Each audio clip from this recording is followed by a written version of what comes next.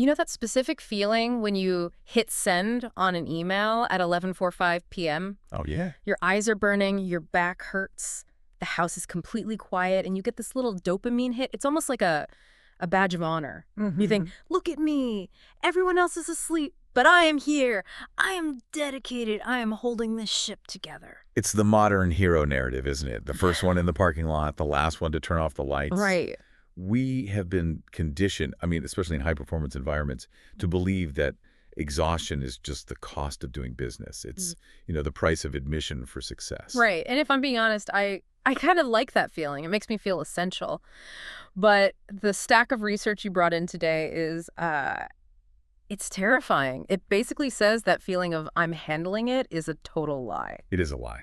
And it's a dangerous one. We really need to completely dismantle this idea that working late makes you a hero. We are doing a deep dive today into a collection of case studies, from Wall Street to NASA to the ER, that suggests that working, deciding, or even just having a serious conversation after, say, 4:00 p.m.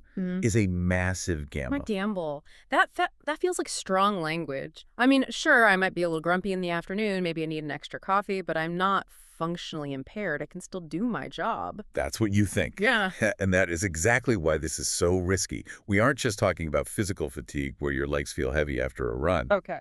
We're talking about the degradation of judgment. The sources we're analyzing today show that when you enter that afternoon and evening fatigue window, your IQ, it effectively drops. Your emotional intelligence flatlines. And the worst part, What's that? you don't know what's happening. So it's invisible incompetence? Precisely. Cognitive fatigue disguises itself as competence. You think you're making sense, you think you're being sharp, but your judgment centers, the parts of your brain that weigh risk and consequence, are effectively offline. And to prove this isn't just some, wellness fluff, we aren't looking at sleep studies today. We're looking at catastrophes. Real-world consequences. Yeah, we have 4 distinct disasters to unpack. We've got a media mogul who physically collapsed, a Wall Street algorithm that burned $440 million in 45 minutes, Insane. the Space Shuttle Challenger, and a medical tragedy that literally changed U.S. labor laws. And the common thread in every single one of these isn't bad luck. It isn't even, a lack of skill. It's timing. It is the specific, predictable failure of the human brain when forced to make high-stakes calls in the wrong window of the day. Okay, so the mission today is to, scare straight. In a way, yes. But the goal is to convince you, our listener, to adopt a communication sunset. A communication sunset. We want to build a case for why you should stop shipping decisions after hours. Not because it's healthy, but because doing otherwise is. Well, it's professionally negligent. Professionally negligent. Okay, that's a heavy accusation. Let's start with the first piece of evidence. This is the personal cost. We're going back to 2007, basically pre-iPhone era with Arianna Huffington. Right. April 6, 2007. To understand why this matters, you have to understand where the Huffington Post was that moment. It was a rocket ship. A total disruptor. Exactly. It was young, it was aggressive, and the culture was always on. And Arianna is at the helm. I mean, she's managing editorial, she's managing talent, she's dealing with political backlash. She is the archetype of that superwoman executive. She is. And like so many of us, she bought into the delusion that time is a raw material that you can just mine indefinitely. She was sleeping maybe 4 hours a night. She was constantly connected. I think we all know that specific headspace. It's that buzz where you feel like you're vibrating, you're answering questions before people finish asking them. You feel incredibly efficient. That's the adrenaline just masking the fatigue. But biology always keeps the score. On that morning, she's in her home office. She's not feeling particularly sick or anything. She's just doing her thing. Yep. And then, lights out. She fainted. She collapsed. But it wasn't a gentle swoon onto a fainting couch. No. She went down hard. She hit her face on the corner of her desk. She broke her cheekbone and woke up in a pool of her own blood. Oh, my God. Yeah. She had to get stitches near her eye. It was a really traumatic physical injury. But when she looks back on it now, she calls it her hinge moment. Her hinge moment. Because the collapse wasn't some random medical event. It was the inevitable result of a strategy that said, I can override my human needs. My body doesn't matter. Okay, but I have to play devil's advocate here for a second. That's an extreme case, right? Most of us aren't going to pass out and break our faces. We just push through, get the work done, and maybe feel tired the next day. What's the real harm in that? The harm is that long before your body collapses, your communication collapses. The source material highlights this concept of the danger zone. Before Ariana hit the desk, she was likely making dozens of micro errors in judgment that she didn't even notice. What kind of errors are we talking about? Think about the tone of your emails at 9:00 p.m. versus 9:00 a.m. Oh, yeah. Big difference. A huge difference. When you're in that fatigue window, your brain loses what psychologists call cognitive surplus. Cognitive surplus. I've heard that term, but break it down for me. What is that? Think of it like a bank account for patience and nuance. It takes energy to be kind. It takes energy to read between the lines. It takes energy to say, hey, I think you might have misunderstood me, rather than just, you're wrong. Right. When you're tired, that account is overdrawn. So you default to the cheapest cognitive option, the path of least resistance. Exactly. You become blunt. You become defensive. The research clearly shows that tired brains interpret neutral feedback as an attack. So if I send you an email at 10:00 p.m. with a simple clarifying question, you don't hear curiosity. I hear a challenge. You, why didn't you do this right? Or why am I having to clean this up? Oh, I have absolutely felt that. I get prickly. I start thinking, why is everyone making my life so difficult right now? That's the fatigue talking. It's not you, it's the state you're in. Yeah. So you send that sharp email, or you make the phone call to clear the air, which actually just pours gasoline on the fire because you lack the nuance to navigate the conflict effectively. And then you wake up the next morning, you look at your sent folder, and you just think, who is this monster? Right. And that's the real takeaway from Ariana's story. Right. It's not just about her cheekbone. It's about the fact that a rested mind can be firm and kind. A tired mind has to pick one, and he usually picks the wrong one. Huh. If the conversation matters, you are literally not equipped to have it after sunset. Okay, so that's the interpersonal cost. You ruin relationships, you look like a jerk. But let's scale this up.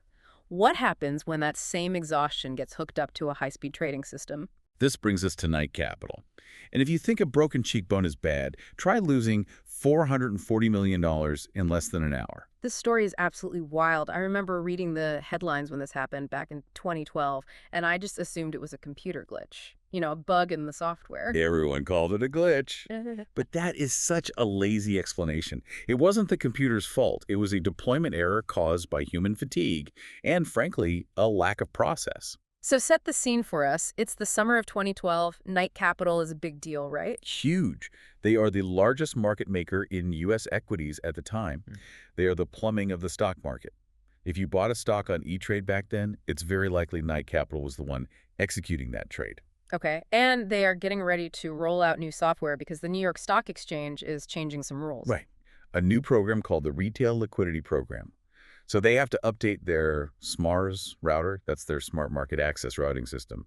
They need to deploy this new code to 8 specific servers. 8 servers. Sounds pretty standard for an IT rollout. It should have been. But here's the catch. To make the new code work, they had to repurpose an old flag in the software. Years ago, back in 2005, they had used a piece of code called PowerPeg. PowerPeg. That sounds dangerous just by the name. It was. It was essentially a testing function designed to move stock as fast as possible. You could think of it as a buy-at-all-costs command. Okay, yeah. It was supposed to be dead code. They hadn't used it in years. Right. The new code was supposed to overwrite that old PowerPeg functionality. So if the flag was set to yes, it would do the new safe thing, not the old PowerPeg thing. I think I see where this is going. They had to update 8 servers. And the technician, who was working under extreme pressure, likely in that end-of-day fatigue window we're talking about, updated 7 of them. He missed one. Just one. He missed one. Right. One single server. So on 7 servers, the yes flag meant run the new safe code. On the 8th server, the yes flag still meant engage PowerPeg. Which means buy everything immediately. Exactly. Now, here's the part that relates directly to our topic today. This deployment error happened before the market opened. But in the morning, right before the opening bell at 9:30, the system started throwing alerts. This is the part that just kills me. The source says there were emails. 97 of them. Yeah.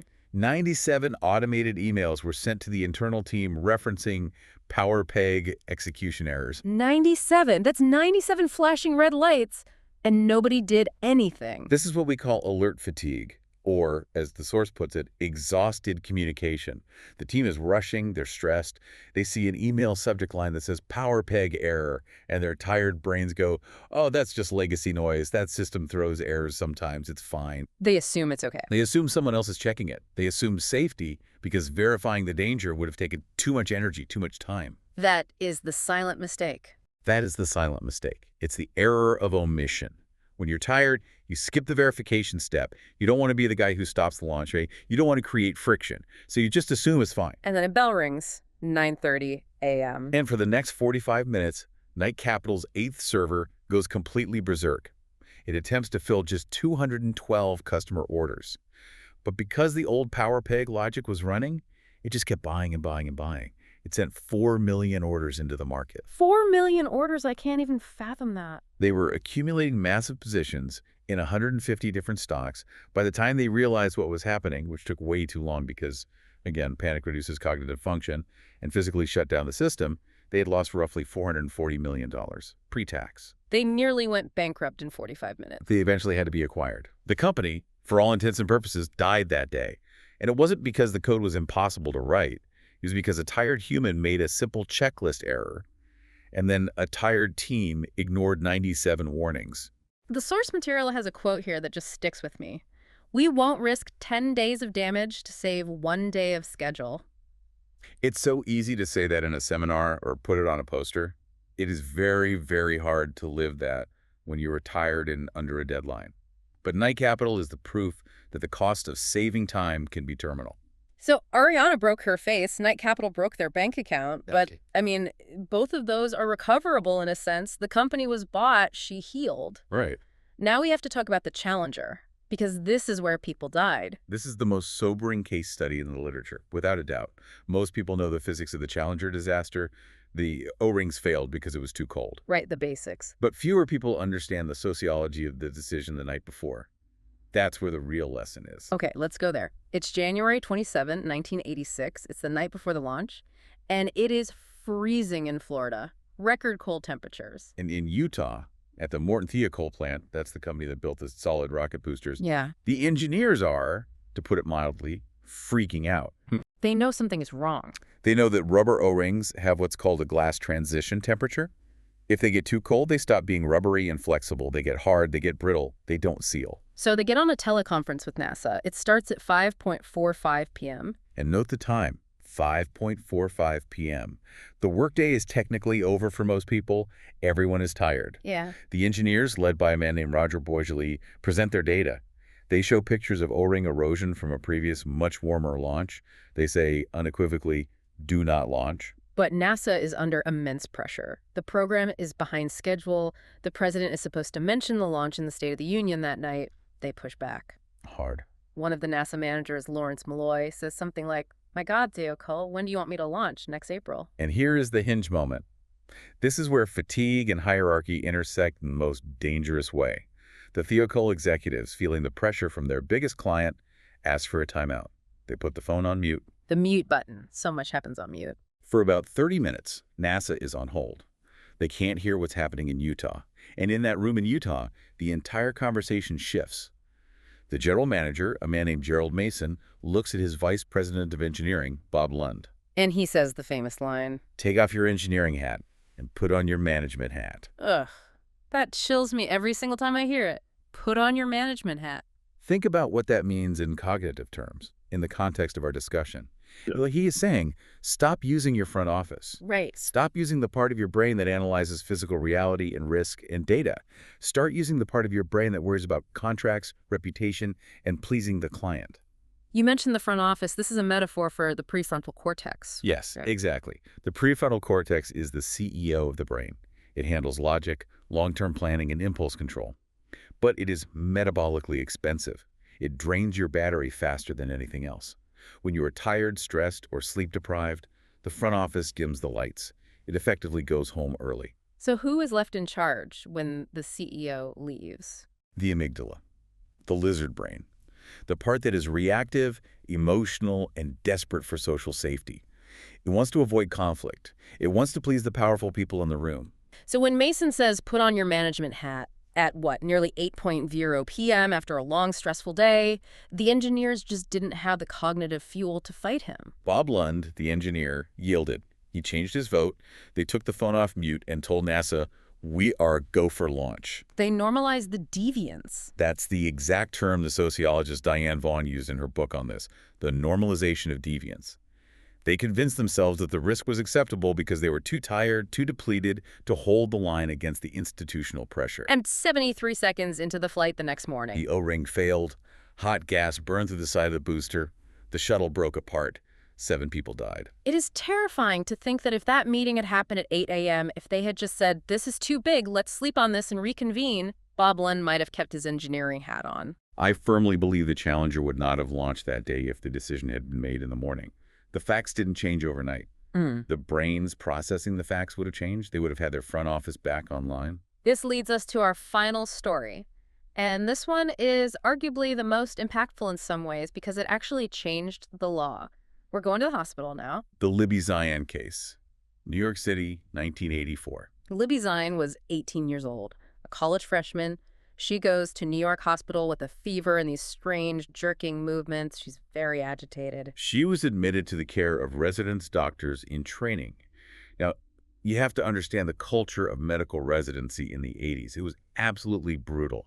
36-hour shifts were not just normal, they were standard. 36 hours straight. I can't watch a movie marathon for that long without falling asleep. How can you practice medicine like that? That was the point.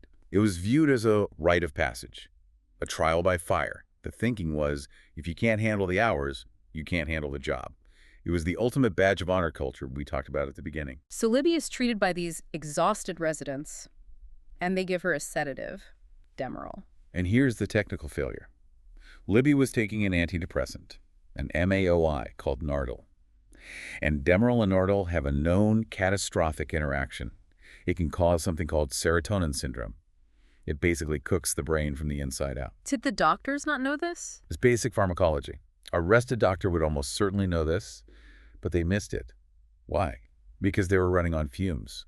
But the real tragedy here, the part that relates to communication, is the breakdown that happened later. Right, because there was a nurse involved, wasn't there? Yes. Later that night, Libby's condition got much worse. Her fever was spiking. She was thrashing in the bed. The nurse called the resident on the phone. But the resident didn't come to the bedside. He ordered physical restraints over the phone. Why didn't he go and see her?